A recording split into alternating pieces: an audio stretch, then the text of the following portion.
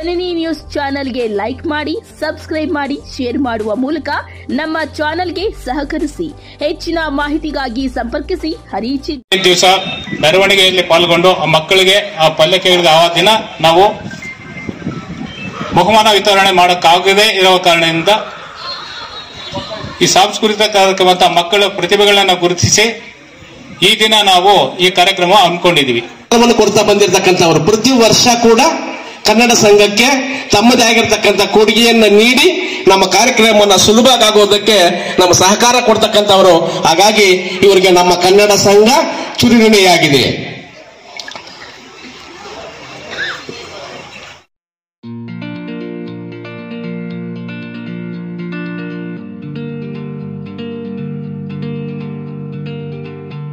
ದಿವಸ ಮೆರವಣಿಗೆಯಲ್ಲಿ ಪಾಲ್ಗೊಂಡು ಆ ಮಕ್ಕಳಿಗೆ ಆ ಪಲ್ಲಕ್ಕಿಗಳಿಗೆ ಆ ದಿನ ನಾವು ಬಹುಮಾನ ವಿತರಣೆ ಮಾಡೋಕ್ಕಾಗದೇ ಇರುವ ಕಾರಣದಿಂದ ಈ ಸಾಂಸ್ಕೃತಿಕ ಕಾರ್ಯಕ್ರಮ ಮಕ್ಕಳ ಪ್ರತಿಭೆಗಳನ್ನು ಗುರುತಿಸಿ ಈ ದಿನ ನಾವು ಈ ಕಾರ್ಯಕ್ರಮ ಹಮ್ಮಿಕೊಂಡಿದ್ದೀವಿ. ದೇಶದಲ್ಲಿಯೇ ಅತ್ಯುತ್ತಮವಾಗಿರ್ತಕ್ಕಂತಹ ಸಾರಿಗೆ ಸಂಸ್ಥೆ ನಮ್ಮ ಹೆಮ್ಮೆಯ ಕರ್ನಾಟಕ ರಾಜ್ಯ ರಸ್ತೆ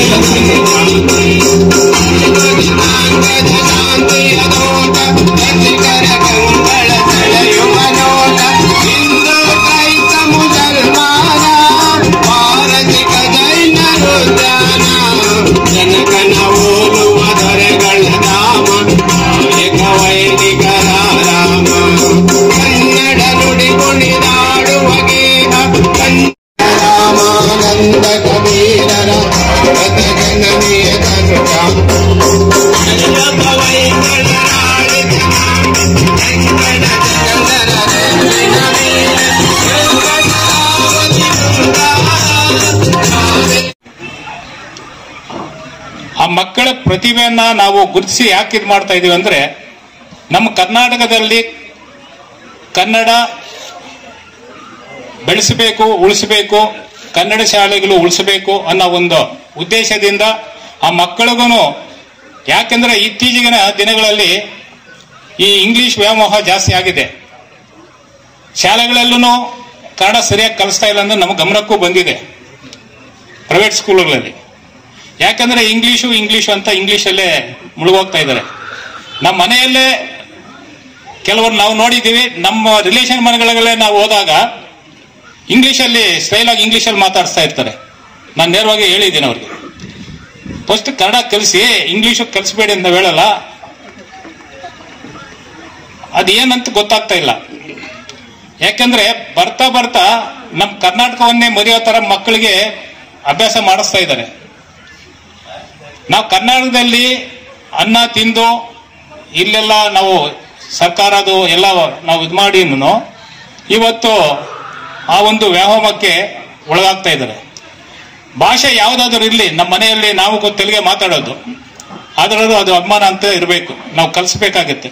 ನಮ್ಮ KGF ಅಲ್ಲಿ 5 ಭಾಷೆ ಆರಾಮಾಗಿ ಬರುತ್ತೆ. ಕನ್ನಡ, ತಮಿಳು, ಇಂಗ್ಲಿಷು, ತೆಲುಗು, ಮಲಯಾಳಂ ಇಂಥ 5 ಭಾಷೆ ಬರುತ್ತೆ. ಆದರೆ ಈ ಕನ್ನಡ ಕಾರ್ಯಕ್ರಮಕ್ಕೆ ಆ ಮಕ್ಕಳು ಅವರು ಆ ಪ್ರತಿಭೆಗಳನ್ನ ಗುರುಸಕ್ಕೆ ಅವ್ರ ಪೇರೆಂಟ್ಸನ್ನು, ಅವರ ಕುಟುಂಬದವ್ರಿಗೂ ಸಹ ಬರುತ್ತಾ ಇಲ್ಲ. ಆ ಇಷ್ಟು ಮಕ್ಕಳಿಗೆ ಆ ಕುಟುಂಬವ್ರು ಅಂದ್ರೆ ಇನ್ನೊಂದಷ್ಟು ಜನ ಆಗ್ತಾರೆ. ಯಾಕಂದ್ರೆ ನಮ್ಮ ಕನ್ನಡದ ಮೇಲೆ ಅಷ್ಟೊಂದು ಪ್ರೀತಿ ಇದೆ ಅಂತ ಅರ್ಥ ಆಗ್ತಾ ಇದೆ.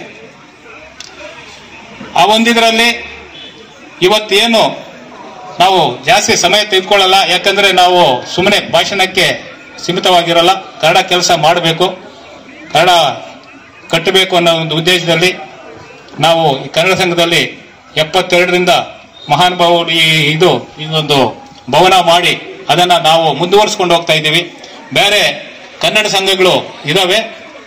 ನಮ್ಮ ಕನ್ನಡ ಸಂಘದಲ್ಲಿ ಆವತ್ತಿಂದ ಏನು ನಾವು ಪಾಲನೆ ಮಾಡ್ಕೊಂಡು ಬರ್ತಾ ಇದ್ದೀವೋ ಅದನ್ನೇ ಇವತ್ತು ನಾವು ಮುಂದುವರಿಸ್ಕೊಂಡು ಬರ್ತಾ ಇದ್ದೀವಿ. ಕೆಲವರು ಹೇಳ್ತಾರೆ ಸರ್ಕಾರದಿಂದ ಹಣ ಬರುತ್ತೆ, ಇವರು ಚೆನ್ನಾಗಿ ಖರ್ಚು ಮಾಡ್ತಾರೆ ಅಂತ. ಯಾವುದನ್ನು ಸರ್ಕಾರದಿಂದ ಇದುವರೆಗೂ ನಮ್ಮ ಕನ್ನಡ ಸಂಘಕ್ಕೆ ಬಂದಿಲ್ಲ. ಇವಾಗ ಶಾಸಕರು ಈ ಭವನ ಒಂದು ನಿರ್ಮಾಣ ಮಾಡಕ್ಕೆ ನಾವು ಸುಮಾರು ಒತ್ತಡ ಆಗಿರೋದ್ರಿಂದ ಅವರು ಒಂದು 25 ಲಕ್ಷ ಅವರ ನಿಧಿಯಿಂದ ನಮಗೆ ಕೊಟ್ಟಿದ್ದಾರೆ. ಅದನ್ನ DCF ಇಂದ ನಾವು ಇನ್ನ ಅಪ್ರೂವಲ್ ಬಂದಿಲ್ಲ. ಈ ವಾರದಲ್ಲೇನೋ ಆಗ್ತಾ ಇದೆ. ನಾವು ಸದ್ಯದಲ್ಲಿ ಈ ಭವನ ನಿರ್ಮಾಣ ಮಾಡ್ತೇವೆ. ಯಾಕಂದ್ರೆ ಪ್ರತಿ ವರ್ಷ ಪ್ರತಿಯೊಂದು ಇದರಲ್ಲಿನೂ ನಾವು ಈ ಪೆಂಡಾಲ್ಗೆ ಸಾಕಷ್ಟು ಹಣ ಕೊಡ್ತಾ ಇದ್ದೀವಿ. ಆ ಇದರಲ್ಲಿ ಒಂದು ಭವನ ನಿರ್ಮಾಣ ಅಂತ ನಮ್ಮ ಆಸೆ ಇದೆ. ಅದೇ ತರ ಶಾಸಕರನ್ನು ಅದಕ್ಕೆ ಒತ್ತು ಕೊಟ್ಟು ಪ್ರೋತ್ಸಾಹಿಸ್ತಾ ಇದ್ದಾರೆ. ಅದನ್ನ ನಾವು ಮುಂದುವರಿಸಿಕೊಂಡು ಹೋಗ್ಬೇಕು. ಬೇರೆಯವರಿಗೆ ನಾವು ಬೇರೆ ತರ ಮಾತಾಡೋದ್ರಿಂದ ನಾವು ಯಾವುದಕ್ಕೂ ಕಿವಿ ಕೊಡದೆ ನಮ್ಮ ಕೆಲಸ ಏನು ಈ ಕನ್ನಡ ಸಂಘದಲ್ಲಿ ನಡೀತಾ ಇದೆ, ಯಾರ ಹತ್ರನೂ ನಾವು ಚಂದ ವಸೂಲಿಗಾಗಿ ಯಾರಿಗೂ ಫೋರ್ಸ್ ಮಾಡಿ ನಾವು ದುಡ್ಡನ್ನು ಕೇಳ್ತಾ ಇಲ್ಲ.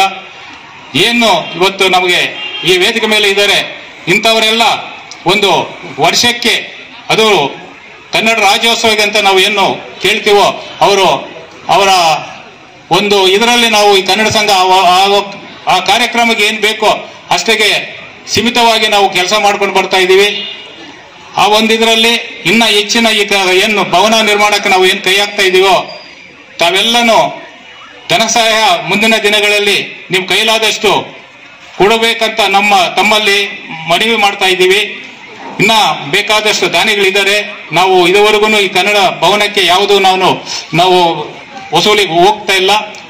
ಮುಂದಿನ ದಿನಗಳಲ್ಲಿ ಏನ್ ಸರ್ಕಾರ ಗಡಿ ಭಾಗದಲ್ಲಿ ನಮಗೆ ಏನು ಅನುಕೂಲ ಮಾಡಿಕೊಡುತ್ತೋ ಇದರ ಮೇಲೆ ಸಾಕಾಗಿಲ್ಲ ಅಂದ್ರೆ ನಿಮ್ಮ ಹತ್ರ ನಾವು ಬಂದು ಧನ ಸಹಾಯ ಕೇಳಬೇಕಂತ ಅಂದ್ಕೊಂಡಿದ್ದೀವಿ. ತಾವೆಲ್ಲ ಸಹಕಾರ ನೀಡ್ತೀರಂತ ನಾವು ಮನಸ್ಪೂರ್ವವಾಗಿ ಹೇಳುತ್ತಿದ್ದೇವೆ. ನಮ್ಮ ಕನ್ನಡ ಸಂಘ ಪ್ರತಿ ವರ್ಷ ಏನು ಕಾರ್ಯಕ್ರಮಗಳು ನಡೀತಾ ಇದೆ ಅದನ್ನ ಮುಂದುವರಿಸಿಕೊಂಡು ಹೋಗ್ತೀವಿ. ಯಾಕೆಂದ್ರೆ ನಮಗೆ ಭವನ ಇಂಪಾರ್ಟೆಂಟ್ ಆಗಿದೆ. ಆ ಒಂದಿದರಲ್ಲಿ ಚಿಕ್ಕದಾಗಿ ಮಾಡಿದ್ರು ಚೊಕ್ಕವಾಗಿ ಮಾಡಬೇಕು ಅಂತ ಒಂದು ಕಾರ್ಯಕ್ರಮ ನಡೆಸ್ಕೊಡ್ತಾ ಇದ್ದೀವಿ. ವರ್ಷದಲ್ಲಿ 3 ಸಲ ನಾವು ಈ ಕಾರ್ಯಕ್ರಮ ನಡೀತಾ ಇದೆ. ರಾಜ್ಯೋತ್ಸವದ ಮೇಲೆ ಈ ಸಾಂಸ್ಕೃತಿಕ ಕಾರ್ಯಕ್ರಮ, ಬಹುಮಾನ ವಿತರಣೆ, ಮತ್ತೆ ತಿರುಗಿನ SLC ಮತ್ತು ಸೆಕೆಂಡ್ ಇಯರ್ ದ್ವಿತೀಯ ಅವರಿಗೆ ಸಹ ನಾವು ಒಂದು ಪ್ರತಿಭಾ ಪುರಸ್ಕಾರ ಮಾಡ್ತಾ ಇದ್ದೀವಿ. ಈ 3 ಕಾರ್ಯಕ್ರಮ ಮಾಡಬೇಕಾದ್ರೆ ನಮಗೂ ಸುಮಾರು ಖರ್ಚು ಬರುತ್ತೆ. ಸರ್ಕಾರದಿಂದ ಯಾವುದೂ ಬರಲ್ಲ. ಎಲ್ಲ ವಾಲಂಟರಿಯಾಗಿ ನಾವೇ ಇದನ್ನು ಹಾಕೊಂಡು ಈ ಕಾರ್ಯಕ್ರಮ ನಡೆಸ್ಕೊಡ್ತಾ ಇದ್ದೀವಿ. ಆ ಒಂದಿದ್ರಲ್ಲಿ ಯಾಕಂದ್ರೆ ಕೆಲವರು ನಮ್ಮ ಗಮನಕ್ಕೆ ಬಂದಿದೆ, ನಮ್ಮ ಹಳ್ಳಿಗಳಲ್ಲಿ ಮಾತಾಡ್ಕೊಂಡಿದ್ದಾರೆ, ಸರ್ಕಾರದಿಂದ ಜಾಸ್ತಿ ಬರುತ್ತೆ. ಆ ಒಂದಿದ್ರಲ್ಲಿ ಇವರು ಕನ್ನಡ ಸಂಘದಲ್ಲಿ ಕಾರ್ಯಕ್ರಮ ಮಾಡ್ತಾರೆ ಅಂತ ಯಾವುದು ಅನುದಾನ ಬರಲ್ಲ. ಏನಿದ್ರು ನಾವು ವಾಲಂಟರಿಯಾಗಿ ಯಾರು ಪಾಪ ಇದು ಒಂದು ಅಭಿಮಾನದಲ್ಲಿ ಕೊಡ್ತಾ ಇದ್ದಾರೋ ಇಂಥರಲ್ಲೇ ನಾವು ನಡೆಸ್ಕೊಂಡು ಹೋಗ್ತಾ ಇದ್ದೀವಿ. ಯಾಕೆ ಇಷ್ಟೊತ್ತು ನಾವು ಈ ಮಾತು ಹೇಳಿದ್ವಿ ಅಂದ್ರೆ ಅದೊಂದು ಸಂದೇಶ ಆ ತರ ಇತ್ತು. ಆ ಸಂದೇಶ ತಮ್ಮಲ್ಲಿ ತಿಳಿಸ್ತಾ ಇದ್ದೀವಿ. ಆ ಒಂದಿದರಲ್ಲಿ ಇವಾಗ ಏನು ಶಾಲಾ ಮಕ್ಕಳು ಶಾಲೆಗಳಲ್ಲಿ ಕನ್ನಡ ಕಲಿತು ಮುಂದಿನ ದಿನಗಳಲ್ಲಿ ನಮ್ಮ ಕರ್ನಾಟಕವನ್ನು ಒಂದು ಕರ್ನಾಟಕದಲ್ಲಿ ಮೊದಲನೇ ಆದ್ಯತೆ ಕನ್ನಡಕ್ಕೆ, ಆಮೇಲೆ ನೀವು ಇಂಗ್ಲಿಷ್ ಕಲೀರಿ ಬೇಡ ಅಂತ ಯಾರು ಹೇಳಲ್ಲ. ಆ ಒಂದು ಇದರಲ್ಲಿ ಮಕ್ಕಳು ಇವತ್ತು ಏನು ವಿದ್ಯಾಭ್ಯಾಸ ಮುಖ್ಯ. ಆ ಕುಟುಂಬ ವರ್ಗದವರು ನಾವು ಹೇಳ್ತೀವಿ ಮಕ್ಕಳಿಗೆ ವಿದ್ಯಾಭ್ಯಾಸ ಮುಂಚೆ ಆ ತರ ಯಾರು ನಾವು ಓದ್ತಾ ಇದ್ದಾಗ ಯಾರು ಹೇಳ್ತಾ ಇರಲಿಲ್ಲ ಓದಿ ಅಂತ. ಇವತ್ತು ಒತ್ತಡ ಜಾಸ್ತಿ ಕೊಡ್ತಾ ಇದ್ದಾರೆ. ಅವರಿಗೆ ಕ್ರೀಡೆಯಲ್ಲೂ ಆಸಕ್ತಿ ಕೊಡಬೇಕು ಮಕ್ಕಳಿಗೆ. ಯಾಕೆಂದ್ರೆ ಬರೀ ಬುಕ್ಸ್ ಬೆನ್ನಗಾಕೊಂಡು ಅವ್ರನ್ನ ಓದಿ ಅನ್ನೋ ಮಾನಸಿಕ ಒತ್ತಡಕ್ಕೆ ಒಳಗಾಗಬೇಡಿ. ಆ ಮಕ್ಕಳಿಗೂ ಒಂದು ಕ್ರೀಡೆ ಅನ್ನೋದು ಒಂದು ಏನು ಈ ಭರತನಾಟ್ಯ, ಹಾಡುಗಾರಿಕೆ, ಎಲ್ಲರೂ ಡಾಕ್ಟ್ರು ಇಂಜಿನಿಯರ್ ಆಗಕ್ಕಾಗಲ್ಲ. ಪ್ರತಿಯೊಬ್ಬರು ಒಂದು ಇದರಲ್ಲಿ ಪ್ರತಿಭೆಗಳಿರ್ತಾರೆ. ಆ ಒಂದಿದರಲ್ಲಿ ಅವ್ರಿಗೆ ಆಸಕ್ತಿ ಯಾವುದಿದೆಯೋ ಅದರ ಮೇಲೆ ಬಿಡಿ. ಫೋರ್ಸ್ ಮಾಡಿ ಅವರಿಗೆ ಇಲ್ಲ ನೀವು ಇದೇ ಓದು ಅದೇ ಓದು ಅಂತ ಹೇಳಿದ್ರೆ ಅವರು ಒಂಥರ ಮಾನಸಿಕ ಒತ್ತಡಕ್ಕೆ ಒಳಗಾಗ್ತಾರೆ. ಆ ಒಂದಿದರಲ್ಲಿ ಮಕ್ಕಳು ಯಾವುದನ್ನ ಆಯ್ಕೆ ಮಾಡ್ಕೊಳ್ತಾರೋ ಅದರ ಮೇಲೆ ಬಿಟ್ರೆ ನಾಳೆ ದಿವಸ ಅವ್ರ ಭವಿಷ್ಯನೂ ಚೆನ್ನಾಗಿರುತ್ತೆ ಅಂತ ನಾನು ಇವಾಗ ತಮ್ಮಲ್ಲಿ ಮನವಿ ಮಾಡುತ್ತಾ ಈ ದಿನ ಈ ಕಾರ್ಯಕ್ರಮಕ್ಕೆ ಎಲ್ಲ ಬಂದು ಯಶಸ್ವಿ ಮಾಡ್ತಾ ಇರೋದಕ್ಕೆ ತಮ್ಮೆಲ್ಲರ ಸಹಕಾರ ಮತ್ತು ನಮ್ಮ ಕನ್ನಡ ಸಂಘದ ಪದಾಧಿಕಾರಿಗಳು ಹಾಗೂ ನಮ್ಮ ಕೆಜಿಎಫ್ನ ನಾಗರಿಕರಿಗೆ ವಂದಿಸುತ್ತಾ ನನ್ನ ಕನ್ನಡ ಮಿತ್ರರು ಬೆಂಬಲಿಯವರಿಗೆ ತುಂಬ ಧನ್ಯವಾದಗಳು. ಪ್ರತಿ ವರ್ಷ ಕೂಡ ನಮ್ಮೊಂದಿಗೆ ಅರಿತು ನಮ್ಮೊಂದಿಗೆ ಸಹಕಾರ ಕೊಡ್ತಕ್ಕಂಥ ಕನ್ನಡ ಗುತ್ತಿಗೆದಾರರ ಸಂಘದ ಅಧ್ಯಕ್ಷರು ವೆಂಕಟೇಶ್ ಸಮಾಧಾನಕರವಾಗಿರ್ತಕ್ಕಂಥ ಅಪಮಾನ ಪಡ್ಕೊಂಡಿದ್ದಾರೆ. ದಯವಿಟ್ಟು ಬಂದು ವೇದಿಕೆಗೆ ಬಂದು ಸ್ವೀಕರಿಸಬೇಕಾಗಿ ವಿನಂತಿಸ್ತಾ ಇದ್ದೀವಿ. ಅದೇ ರೀತಿ ನಗರ ವಿಭಾಗದ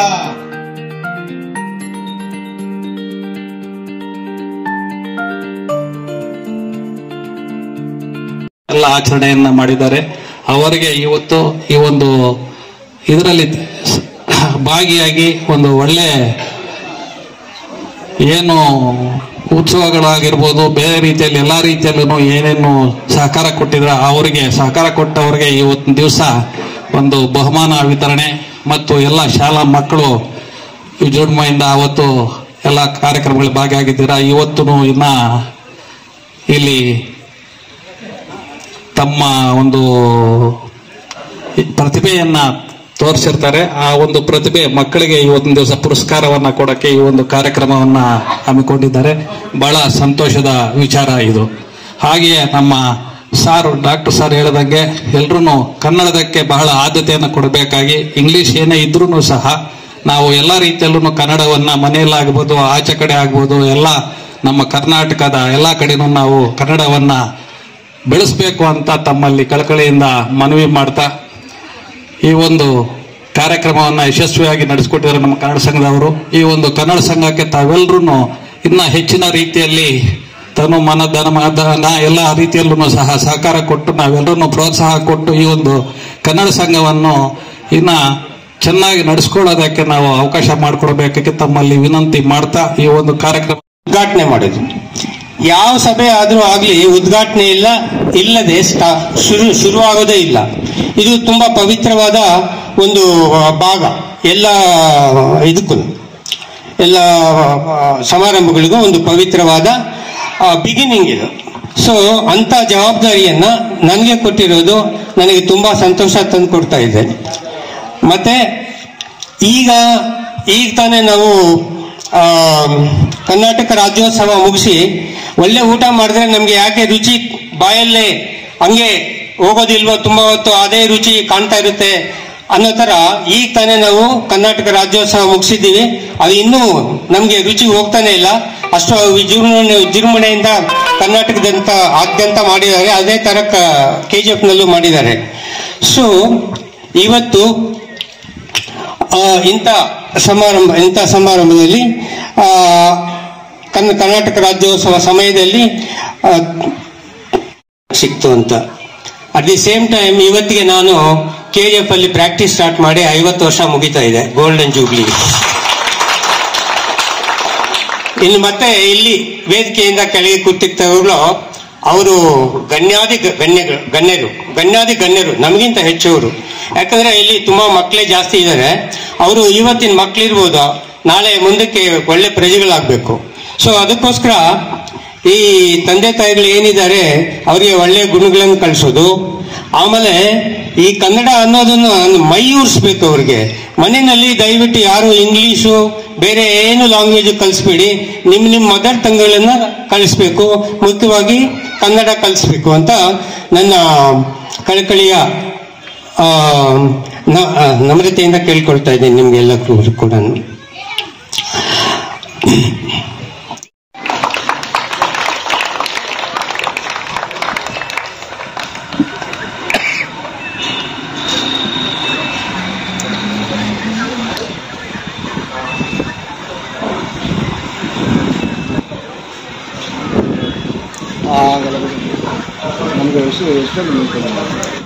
ಮೆಚ್ಚಿನ ಅಧ್ಯಕ್ಷರಾದಂಥ ಶ್ರೀ ವಿ ಪ್ರಸನ್ನ ರೆಡ್ಡಿ ಸರ್ ಅವರನ್ನು ಸಹ ಆದರದಿಂದ ಸ್ವಾಗತಿಸ್ತಾ ಇದ್ದೀವಿ. ಜೋರಾದ ಚಪ್ಪಾಳೆ ಬರಲಿ. ನಿಮ್ಮ ಚಪ್ಪಾಳೆಯೇ ನಮ್ಮ ಕಾರ್ಯಕ್ರಮಕ್ಕೆ ಸ್ಫೂರ್ತಿ ಹಾಗೂ ಮೆರುಗು ನೀಡುತ್ತೆ.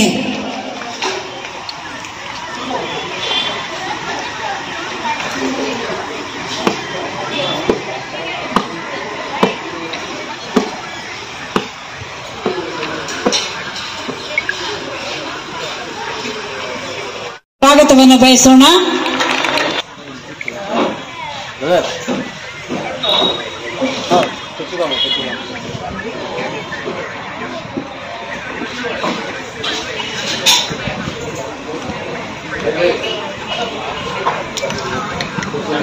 ಮತ್ತೊಬ್ಬರು ಮುಖ್ಯ ಅತಿಥಿಗಳಾಗಿ ಆಗಮಿಸತಕ್ಕಂಥ